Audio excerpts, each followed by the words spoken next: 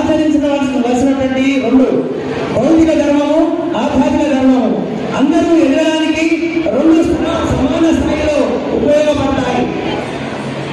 మహిళలు ఆచరించవలసిన భౌతిక ధర్మాలు గృహాలంకరణ, అత్తమామల సేవ, క్రమశిక్షణ, కృతజ్ఞత భావము. ఇది ఉన్నటువంటి మహిళలందరూ కూడా భగవంతుడితో సమానమే. స్త్రీ అంటే ఒక శక్తి స్వరూపం. సృష్టి మొదలైతే ప్రతి స్త్రీ కూడా ప్రతిరోజు ఉదయం పూజ, పుణ్య ప్రదక్షిణము వీరశైవ ధర్మంలో పుట్టినప్పుడే లింగారాధన చేయడం మనకు ఎంతో వస్తున్నటువంటి సాంప్రదాయం. మరియు వీరశైవ మతం నుండి మాత్రమే స్త్రీలకు కూడా సమానమైన హక్కు ఇష్టలింగ పూజ చేయడం కలదు. స్త్రీలకు ఇలాంటి సూత్రములు వర్తించాయి. ఇష్టలింగ పూజలో అగ్రగణ్యారాలు అక్క మహాదేవి. ఈమె ఒక యోగిని. ఆమె పేరును చర్చించడం వల్లనే మన పాపాలు తొలగిపోవాలని చెప్పేసి చరిత్ర చెప్తుంది. కాలకుండా నిత్యం తాకులాడే మాతృమూర్తి, ఈ సృష్టికే కారణ జన్మరాలైనటువంటి దేవతామూర్తి. మన జన్మకు మహారాణులందరూ కూడా చక్కగా అందంగా తయారై ఎక్కడ చూసినా సుందరంగా సౌందర్యంగానే కనిపిస్తుంది. ఇక్కడంతా అందరిగా ఆనందంగా స్వీకరిద్దాం, పర్వాలేదు. ఓ బిందువు బిందువు కలిస్తే సముద్రం అవుతుంది. ఒక స్త్రీ కలిస్తే మహాశక్తి అవుతుంది. ఇక్కడ ఇంతమంది శక్తి స్వరూపులు ఉన్నప్పుడు ఇక్కడ రాబోతున్న ఆలోచన కానీ, ఇక్కడ చేయబోతున్న సంకల్పం కానీ, ఇక్కడ ఎంచుకోబోతున్న విషయాలు కానీ, ఇక్కడ దృష్టి పెట్టబోతున్న దీక్షా సంబంధమైన విషయాలు కానీ అన్ని కూడా అద్భుతమైన రూపంలో అద్భుతంగా ఇవి అనుకున్న దానికంటే పదింతలుగా గొప్ప సక్సెస్ ని సాధిస్తాయి అని చెప్పడానికి ఇంత పెద్ద గ్యాదరింగే పెద్ద ఎగ్జాంపుల్. సో ఫస్ట్ మీ అందరికీ చెప్పండి. ఇందులో అతి ప్రముఖురాలైన మన అక్కమాదేవి, ఈమె ఒక శక్తి స్వరూపుడైన తనకి తానే తెలుసుకున్నారు అతి చిన్న వయసులో. ఒక శక్తి రూపమా కాదు. అందువల్లనే అష్టాదశ మహాశక్తి పీఠాలుగా ఆవిడలో ఉన్న ప్రతి అంశాన్ని మనం మన భారతదేశంలో రకరకాల ప్రదేశాల్లో మనం ఆవిడని పూజించి గౌరవించి కొలుచుకుంటున్నాం. ఇక్కడ ఈ సభలు అన్న ఒక మాట అనేస్తే సరిపోదు. వీరంతా కూడా అష్టాదశ శక్తి మూర్తులుగా తలో అంశాన్ని తీసుకొని నిర్వహణ చేశారు కాబట్టే ఈ రోజు ఇది ఇంత సక్సెస్ఫుల్ గా జరుగుతుంది. సో ఆ ఫ్లెక్సీలో చూస్తున్న మహిళలు కానీ, ఈ స్టేజ్ మీద ఉన్న మహిళలు కానీ, రెండో చేతిలో నేను ఒకటి అన్నప్పుడు ఓకేనా, అలా 1, 2 నేను సంఖ్య పెంచిన కొద్దీ ఒక్కొక్క వేలు మీరు పెంచుతూ ఉండాలి. వాన ఇక్కడికి వస్తుంది గ్యారంటీ. 2 2 వేలతో 3 4 5 వచ్చిందా వాన? మళ్ళీ వాన తగ్గిద్దాం.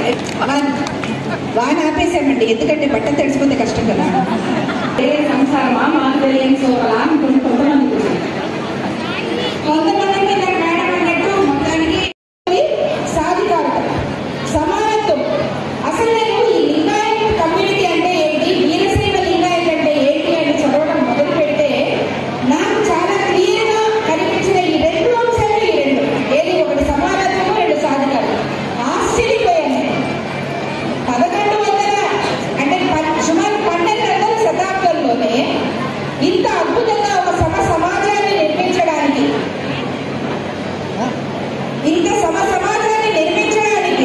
ఎంత ఆలోచన చేశారు. ఒక అనుభవం మండపం లేదా అని ఒక ఆలోచన చేసి అక్కడ అందరికీ సమానత్వాన్ని ఇచ్చి, కులాల ప్రాతిపదికన కాకుండా బాధ్యతలు వేసేసుకుంటాం. మన పాత్ర వల్ల అంటే మనం కొన్ని రెస్పాన్సిబిలిటీస్ మనం వేసేసుకుంటాం. మనం ఈ రెస్పాన్సిబిలిటీస్ కొన్నైనా ఎవరైనా షేర్ చేసుకుంటే, కాస్త సమయం దొరికితే అప్పుడు మన సెల్ఫ్ డెవలప్మెంట్ కోసం ఆ సమయాన్ని పెట్టాలని కోరుకుంటాం. సో మొట్టమొదటి మన మీద మంది ఎవరైనా నమ్మడం, రెండోది మన రెస్పాన్సిబిలిటీస్ కాస్త షేర్ చేసుకోవడం, మూడవది ఏంటి, మనం ఒక చోట ఉన్నామంటే ఇంకో చోట ఎక్కడో లేము అని అర్థం. అవునా కదా? నేను ఇప్పుడు ఇక్కడ ఉన్నాను అంటే మన ఇంట్లో లేము అని అర్థం. ఒకటే చోట 10 స్వరూపాలు ఉంటారు. మన దేవ ఆడవాళ్ళు కాలు బయటికి పెట్టక ముందే ఎప్పుడు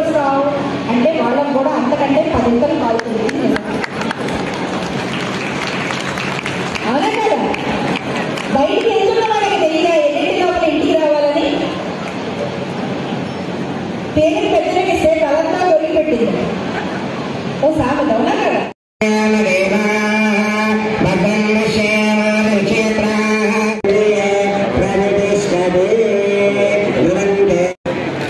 మహిళ అంటేనే ఒక శక్తి అని మనందరికీ తెలుసు. కానీ ఎంత శక్తి ఉన్నా మళ్ళీ అణిగి మణిగి ఉండాల్సిన పరిస్థితులు మనకు ఇంకా ఉన్నాయి.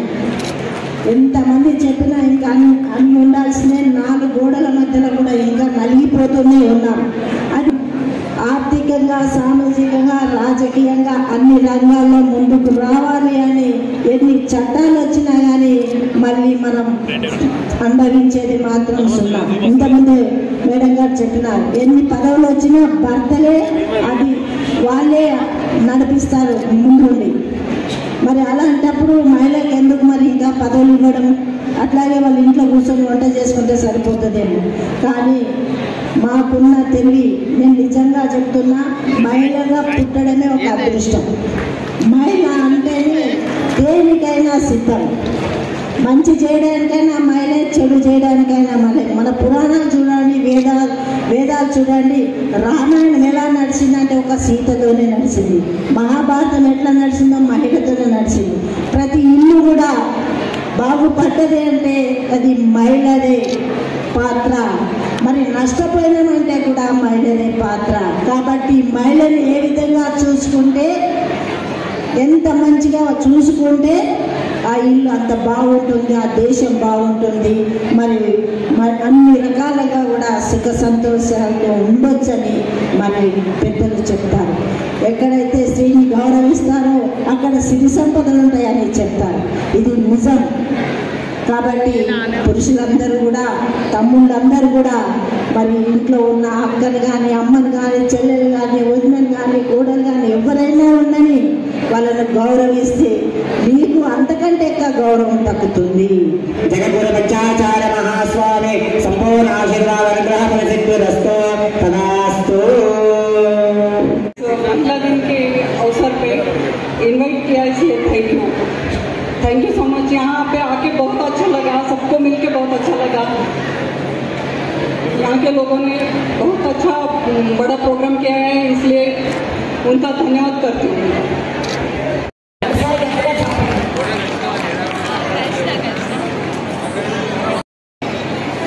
अंतर्राष्ट्रीय महिला दिवस पे सभी महिलाओं को मेरी तरफ से बहुत बहुत शुभकामनाएं प्रकट करना चाहता हूँ.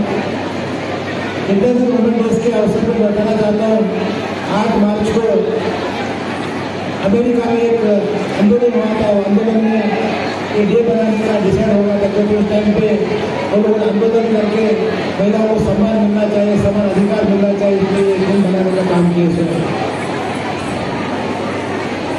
विश्वगुरु जगतगुरु 12वीं शताब्दी में इंटरकास्ट मैरिज के बारे में होने दो, महिला रिजर्वेशन के बारे में होने दो, महिलाओं के लिए बहुत बड़ा काम किए. सो डेफिनेटली आज जब पार्लियामेंट में जो बातें करते रहते पिछले 12वीं शताब्दी में, 12वीं शताब्दी के पहले से ये बातें स्पेशली ने कहे. सो महिला भारत देश के लिए बहुत सम्मान की बात है. महिला का सम्मान करना सभी लोगों का संस्कार माना जाता है. महिला जहाँ पर अच्छी रहती है वहाँ वो देश अच्छा रहता हो, कंट्री अच्छा रहता हो, गाँव अच्छा रहता है. इसलिए महिलाओं का सम्मान करना सभी का अधिकार होता है. डेफिनेटली आज का इस कार्यक्रम में आए सभी लोगों को मेरी तरफ से बहुत बहुत धन्यवाद देना चाहता हूँ, बधाई देना चाहता हूँ. तो ऑर्गेनाइज किए हुए लोगों को बधाई देना चाहता हूँ. तो पिछले 10 साल में हम लोग काम कर रहे थे, तेलंगाना विशेष महिला फेडरेशन बनाने का काम किए.